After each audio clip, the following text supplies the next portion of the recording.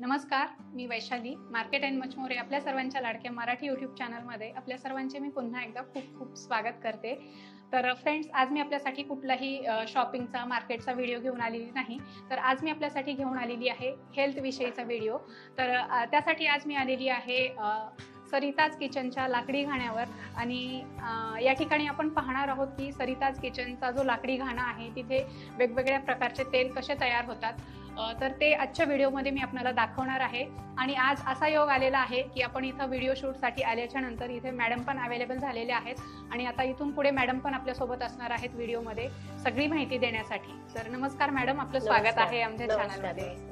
तर खूप छान योग आलेला आहे. मी पण इथे आहे आणि तुम्ही पण इथे आलेला आहात. तर खूप छान आनंद वाटला. शूटचा दिवस नसला की आमची पहिली धाव इकडेच असते, कारण जेवढा वेळ मिळेल तेवढा याला द्यायचा आपल्याला. अच्छा, तर मी खूप एक्सायटेड होते की तुमची भेट तर होईल असं वाटलं नव्हतं, पण भेट पण झालेली आहे. आणि लाकडी घाण्यावर तेल कसं तयार होतं हे याची उत्सुकता मला पण होती. आणि आज त्यासाठी मी इथं आलेली आहे. तर पूर्ण तुमची जी प्रोसिजर आहे लाकडी घाण्यावर तेल तयार करण्याची, तर ते आपले व्ह्यूअर्स जे आहेत त्यांना थोडंसं सांगाल तर छान. हो, नक्की.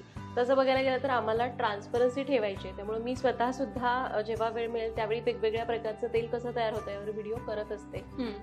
जर तुमचं ऑडियन्स मला ओळखत असेल किंवा काही जण ओळखीचे असतील, काही जण नसतील, तर त्यांना माहिती असेलच. तर आज तीच ट्रान्सपरन्सी तुम्हाला मार्केट अँड मच मोर या चॅनलमधून बघायला मिळणार आहे. तर मॅडम, मला एक प्रश्न पडलेला आहे. मला एक विचारायचं आहे तुम्हाला. किचनशी रिलेटेड बाकीचे प्रोडक्ट, आता मसाले असतील किंवा इतरही प्रोडक्ट असतील, ते सोडून तुम्ही लाकडी घाण्यावरचे तेलच का बनवता? याचं म्हणजे असं नाही की मी आता ठरवलं, कुणीतरी मला म्हटलं की तुम्ही प्रोडक्ट लॉन्च करा आणि मी केला, असं नाही. प्रोडक्ट लॉन्च करणं न करणं हे मी असं करायचं नाही करायचं असं काहीच फिक्स नव्हतं. पण मला स्वतःला खरं तर आज खोबऱ्याचंच तेल निघतंय आणि खोबऱ्याच्या तेलामुळे प्रचंड चांगले बेनिफिट्स मिळालेत. माझी मुलगी, तिचा जन्म झाल्यानंतर माझी हेल्थ अगदी खराब झाली होती. मी माझ्या व्हिडिओज मधून सुद्धा बऱ्याचदा सांगितलेलं आहे. आणि त्यावेळी लिटरली मी अगदी 15-15 दिवसाला खूप ताप येणं, अंग दुखणं, कणकण येणं असे प्रॉब्लेम्स व्हायचे. आणि नारळाच्या तेलामुळे मला एका आयुर्वेदाचार्याने, खूप ट्रस्टेड आयुर्वेदाचारी आहेत, त्यांनी तो उपाय सांगितला. मी तो फॉलो करायला लागले. त्यानंतर बाकीचे सुद्धा जे शुद्ध पारंपरिक लाकडी घाण्याची तेलं आहेत ती मी वापरायला सुरुवात केली. आणि मी खरं सांगते, औषधांशिवाय म्हणतात ना जे बरं होणं, ते याला म्हणतात. फक्त तुम्हाला तुमची लाईफस्टाईल बदलायची, थोडेसे चेंजेस करायचे तुमच्या खाण्यापिण्यामध्ये. आणि म्हणूनच मी हाच प्रोडक्ट पहिल्यांदा निवडायचा हे ठरवलं. अजून आपले बरेच प्रोडक्ट्स आहेत. गुळ पावडर आहे, सेंद्रिय मीठ आहे. आपल्या प्रोडक्टची हीच खासियत आहे की कुठलाही प्रोडक्ट नाही, तर जे ऍक्च्युअली आता गरजेचं आहे ते लॉन्च करण्याचा माझा प्रयत्न आहे. एकदम नैसर्गिक, केमिकल फ्री. येस, बरोबर. आणि त्यातल्या त्यात लाकडी घाण्याच्या तेलाने मला खूप फरक पडला. परत मी जवळच्या फॅमिली मेंबर्सला सांगत गेले असं करा, किंवा याच्याबद्दल सांगत गेले, त्यांना फरक पडला आणि म्हटलं की आपण हाच प्रोडक्ट लॉन्च करायचा. बरोबर आहे. तर मॅडमनी आपल्याला सगळी माहिती दिलेली आहे, याचे फायदे सांगितलेले आहेत, त्यांनी हा प्रोडक्टच का निवडला हे सुद्धा सांगितलेलं आहे. तर आता आपण याची प्रोसिजर कशी असते ते पाहूया. लाकडी घाणा आहे. आता याला लाकडी घाणा का म्हणतात? पूर्वी असं सेम घाणा असायचा, फक्त बैलाने ते फिरवलं जायचं. पण आता मशीन्स आहेत. तर हा लाकडी घाणा, याच्यामध्ये हा दगड आहे, हा थोडासा खरखरीत असतो, त्यामुळे घर्षण तयार होतं. आणि ही लाकडाची लाट आहे. ओके, ठीक आहे. आणि म्हणूनच याला लाकडी घाणा म्हणतात, कारण याच्यामध्ये जे काही रगडलं जातं ते या लाकडाने रगडलं जातं. मग याच्यामध्ये सगळे तेल बनतात. हो. आणि त्यामुळं तुम्ही बघितलं, कोल्ड प्रेस म्हणजे कुठलीच हीट दिली जात नाही, त्यामुळे त्याच्यातले विटॅमिन्स, मिनरल्स जे काही आहे ते तसंच, न्यूट्रिशन तसेच राहतात त्याच्यामध्ये. आणि फक्त हे निघाल्यानंतर गाळलं जातं. तर आता आज आपण एकदम नॅचरल पद्धतीने खोबऱ्याचं तेल काढतोय. तर घाणा समजा आधी दुसरं कुठलं तेल केलं असेल तर तो आधी साफ करावा लागतो, म्हणजे वास नाही लागत. त्यामुळे एका दिवशी एकच कोणतंही तेल रगडलं जातं. तर आता हा साफ करून घेतलाय स्वच्छ. आपण याच्यात नारळ घालायचा, म्हणजे सुकं खोबरं. तर खरं तर मी तेल काढत नाही, पण आज मी इथे आहे तर मी सुरुवात करतेय. छान.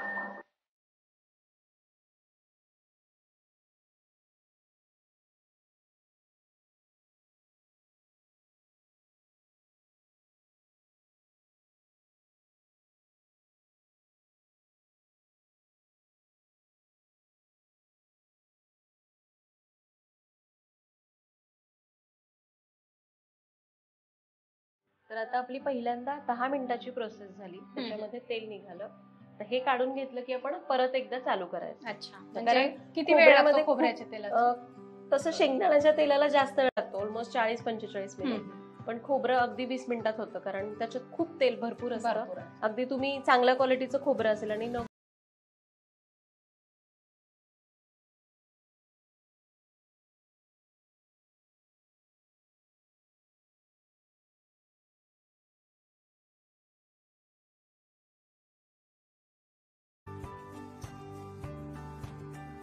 खाली गाळणी ठेवली, हे तेल गाळून त्याच्यातनं मग खाली भांड्यात जाणार, म्हणजे खूप जाड गाळ असतो तो गाळणीमध्ये गाळणार.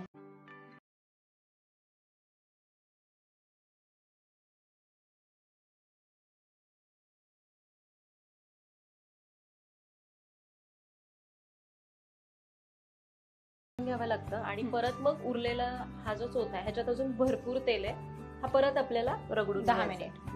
आता हे अर्धच तेल आलंय. अर्ध तेल आहे. साधारण किती तेल निघतो मग 15 किलो पासून? 15 किलो खोबऱ्याचं 8 किलो. 8-8.5 म्हणजे निम्म. बरोबर, निम्म. त्यामुळं जेवढं खरं तर ज्याच्यात न्यूट्रिशन आहे तेवढंच तेल खरं तर आपल्याला लाकडी. आणि हे तेल आपण खाण्यासाठी पण वापरू शकतो. हो, खाण्यासाठी, कारण आता याच्यावर कुठलीच आता प्रक्रिया नाही, हे फक्त गाळून घेतलं, परत ते पिंपामध्ये भरून सेट करणार. 1 दिवस लागतो सेट व्हायला, म्हणजे गाळ खाली बसतो आणि मग वरचं तेल काढलं जातं. ओके. कुठलीही केमिकल प्रोसेस नाही, काय नाही. आणि मग हे किती दिवसाचं बनवता तुम्ही तेल? फार नाही, जास्तीत जास्त 8 ते 10 दिवसांचं स्टॉक. म्हणजे एकदम फ्रेश असतं तेल, म्हणजे आमच्या पर्यंत ज्यावेळेस तेल पोहोचतं तुमचं एकदम फ्रेश असतं, म्हणजे स्टॉक कुठलाही नाही, कारण आपण केमिकल प्रक्रियाच करत नाही याच्यावर. त्यामुळे जेवढं ताजं काढेल आणि जेवढं ताजं आपण वापरू तेवढंच. मॅडम, तेल तयार होते तुमचं मी पाहते, पण हा जो दादा आहे त्यांनी हँड ग्लोव्ज नाही घातलेले. हा, हे खरंच खूप इम्पॉर्टंट क्वेश्चन विचारला तुम्ही, कारण मी प्रत्येक वेळी मला 1-2 तरी अशा कमेंट्स असतात की ग्लोव्ज घातले पाहिजेत म्हणून. पण आपण याचे जे ग्लोव्ज असतात ते रबरचे किंवा प्लास्टिकचे असतात, आणि इथे तेल रगडताना आपला जरा जरी प्लास्टिकचा किंवा रबरचा तुकडा त्याच्यासोबत रगडला गेला तर तेलाला तर काही फरक पडणार नाही, पण त्याच्यामध्ये जी पेंड तयार होते ती आपण जनावरांना खाद्य म्हणून वापरतात, बाजारामध्ये ती विकली जाते जनावरांचं खाद्य म्हणून. तर तो रबराचा किंवा प्लास्टिकचा तुकडा त्यांच्यासाठी हानिकारक आहे, म्हणून तो कंपल्सरी लाकडी घाण्याचं तेल काढताना तो वापरला जात नाही, कारण खूप जास्त चान्सेस आहेत की रबर किंवा प्लास्टिक तुटून त्याचा तुकडा पडण्याचे. आणि म्हणून हेच एक कारण आहे, त्यामुळे आम्ही हात एकदम स्वच्छ धुतो आणि मग तेल रगडायला सुरुवात. तर सरिता मॅडम, प्रोसेसिंग बघितली सगळी तेलाची, तर खूप छान वाटलं. काहीतरी तुम्ही लोकांपर्यंत जे देताय ते एकदम शुद्ध देताय, केमिकल फ्री देताय, तर आणि पारंपरिक पद्धतीनं घाण्यावरचं तेल देताय. खरंच खूप आनंद वाटला या गोष्टीचा. तर आता आपण जे तेल तयार केलेलं आहे त्याला सेट व्हायला 1 दिवस लागतो म्हणता, तर इथे कुठल्या कुठल्या प्रकारचे तेल तयार होतात? तर आपल्या वेबसाईटवर जी तेल आहे, जसं की नारळाचं तेल, शेंगदाण्याचं तेल, करडईचं तेल, बदाम अक्रोडचं तेल, तिळाचं तेल, हे इथं तयार होतं. आणि फक्त सूर्यफुलाचं तेल आणि जे दीप ऑइल आहे ते मात्र आपण लाकडी घाण्यावर काढत नाही. आणि एक खूप इम्पॉर्टंट गोष्ट मी प्रत्येक वेळी सांगते, दीप ऑइल याच्यामध्ये हे दिव्यासाठी असतं, त्यामुळे थोडासा त्याच्यामध्ये सेंट असतो किंवा परफ्यूम असतो, त्यामुळे ते खाण्यासाठी चालत नाही. ते प्युअरली दिव्यासाठीच बनवलेलं असतं आणि ते लोखंडी घाण्यावर काढलं जातं. त्याचसोबत सूर्यफुलाचं तेल सुद्धा लाकडी घाण्यावर निघत नाही, कारण सूर्यफुलाच्या बिया खूप कोरड्या असतात. लाकडी घाण्यावर त्याला जरी रगडलं तरी खूप वेळ लागतो आणि त्याचं तेल तितकं निघत नाही, त्यामुळे ते विकायचं म्हणलं तर 1000 रुपये किलोने विकून सुद्धा परवडत नाही. त्यामुळे सूर्यफुलाचं तेल आपल्याला लोखंडी घाण्यावरच काढावं लागतं. तो इथं नाहीये, हा फक्त लाकडी घाणा आहे, तो मी कधीतरी पुढे दाखवेन. हे जे तुम्ही तेल बनवता ते कुठले तेल कशासाठी वापरायचे? तर यातलं तुम्हाला जर भाजीसाठी वापरायचं तर यातलं शेंगदाण्याचं चालतं, करडईचं तेल चालतं, परत सूर्यफुलाचं तेल सुद्धा चालतं. आणि जर तुम्ही नारळाचं तेल खात असाल किंवा कोकणामध्ये फिश करीला वगैरे किंवा थाई करीज बनवायला नारळाचं तेल, साऊथ इंडियन लोक नारळाचं तेल वापरतात. तर ही 4 तेलं रोजच्या भाजीला वापरू शकता. आणि तळणीसाठी मी सांगेन की करडईचं तेल बेस्ट आहे, कारण आपण मी तेच म्हटलं की आपल्या काही गोष्टी आहेत त्या पूर्वजांनी सांगून ठेवल्यात, पण आपण विसरत चाललोय आणि दुसरीकडे भरकटतोय. आता ऑलिव्ह ऑइल म्हणायला गेलं तर आपण सगळ्यांना माहिती की ते हेल्दी असतं वगैरे, पण आपलं करडईचं तेल आहे ना, जे आपलं स्वतःचं आहे, ते करडईचं तेल अगदी ऑलिव्ह ऑइलच्या तुलनेतच काम करतं, पण आपण ते विसरत चाललोय. नाही माहिती का, पण हो. आपल्याला आपल्या गोष्टी म्हणजे फॉरेनहून आलेली गोष्ट, इम्पोर्टेड गोष्ट आपल्याला भारी वाटते भारतीयांना. बरोबर yes. बरोबर आहे की नाही? कारण करडईचं तेल त्याच्यामध्ये फॅट्स कमी असतात, त्यामुळे तळणीसाठी वापरलं जातं. आणि शेंगदाण्याचं तेल तुम्ही रोजच्या भाजीला वापरलं तरी चालतं, किंवा असं म्हणतात की तुम्हाला जर करडईचं तेल रोज वापरायचंय भाजीला तरी पण चालेल. शेंगदाण्याचं तेल तुम्ही तळणीसाठी वापरा, फक्त उपवासाला, कारण त्याचा जो हीट पॉइंट असतो तो खूप कमी असतो, त्यामुळे ते अगदी पटकन धूर तयार होतो त्याचा. कारण त्याचा गाळ बराचसा त्याच्यामध्ये कितीही सेट केलं तरी थोडासा राहतो. त्यामुळे शेंगदाण्याचं तेल शक्यतो तळणीला वापरण्यापेक्षा रोजच्या भाजीला वापरा, किंवा फक्त उपवासाचे पदार्थ तळायचे. तर याच्यामध्ये आपण जे तेल बनवतो ते इथे कुठेच तुम्हाला केमिकल वापरलेलं दिसत नाही, किंवा कुठलीच भेसळ नाहीये. हो. आता उदाहरण द्यायचं झालं तर शेंगदाणा जर बाहेर तुम्ही 120 रुपये किलोनी आणला, हो, आणि जर 1 लिटर तेल काढायचं तर अंदाजे 2.5 किलो शेंगदाणा लागतो. मग त्याची कॉस्टिंगच ऑलमोस्ट जवळपास 200-250च्या आसपास जाते. मग तेच तेल मार्केटमध्ये अगदी 150 रुपये 200 रुपये किलोनी कसं विकलं जातं, बरोबर, हे तुम्ही विचार करू शकता. आणि त्यामुळेच आपल्याला जितकं शक्य होईल तेवढं मार्जिन कमी ठेवून आपण याची कॉस्ट ठरवलेली आहे. आणि आता कॉस्टिंग बरं म्हणाल तर बरेच जण म्हणतात की मिडल क्लासला परवडत नाही, पण ज्यावेळी तुम्ही रिफाईंड तेल वापरता ते खूप पातळ असतं, त्यामुळे क्वांटिटी जास्त घ्यावी लागते त्याला. 2 चमचे घेतलं तर तुम्हाला लाकडी घाण्याचं तेल थोडंसं घट्ट असतं, ते तुम्ही कढईत टाकलं, त्याला हीट मिळाले की थोडंसं स्प्रेड होतं. त्यामुळे जिथे तुम्हाला 2 चमचे तेल वापरायचं तिथे तुम्हाला 1च चमचा तेल वापरावं लागतं. आणि हाच फरक आहे लाकडी घाण्याच्या तेलात आणि रिफाईंड तेलामध्ये. आणि म्हणूनच याची कॉस्टिंग जरी महाग असली तरी तुमचा मंथली बजेट अगदी कमी होऊन जातं. म्हणजे तुम्हाला 1 महिन्याचा परवडतं, 2 महिने जातो जर तुम्ही हे तेल वापरलं. तर मॅडम तुम्ही तेल तर लॉन्च केलेले आहेत, खूप छान वाटलं त्या बाबतीत. तर आणि आणखी बरेच प्रोडक्ट तुम्ही लॉन्च केलेले आहेत, मी तुमचे व्हिडिओज बघितलेले आहेत. तर ते सुद्धा त्याच्यामध्ये गूळ पावडर आहे. आपला हेतूच हा होता की जे पूर्वी करत होतो, जे विसरत चाललोय आपण, ते पुन्हा चालू करायचं. आणि म्हणून जे काही प्रोडक्ट तुम्हाला दिसत आहेत ते सगळे ऑथेंटिक आहेत. एक सैंधव मीठ आहे. खरं तर सैंधव मीठ हे कोणी बनवतच नाही, ते निसर्गानेच आपल्याला दिलंय. त्याला फक्त तुम्हाला ग्राइंड करून घ्यावं लागतं. त्यातही तुम्हाला कुठल्याच प्रकारची खर लागणार नाही. बऱ्याचदा ते खडे नीट ग्राइंड नाही झाले तर खूप खड्यासारखे लागतात. तसं तुम्हाला सरिताज किचनच्या सैंधव मिठात बघायला नाही मिळणार. आपली हळद आहे, देशी हळद आहे, त्याचसोबत गुळ पावडर आणि गुळाचे क्यूब्स ठेवलेत आम्ही, कारण क्यूब्स वापरायला सोपे पडतात.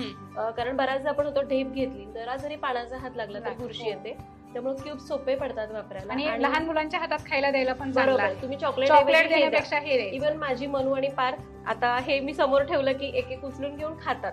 आणि हे शुद्ध आहे, कारण याच्यात पण कुठलेच केमिकल्स नाही आहेत, हे प्युअर सेंद्रिय आहे. येस.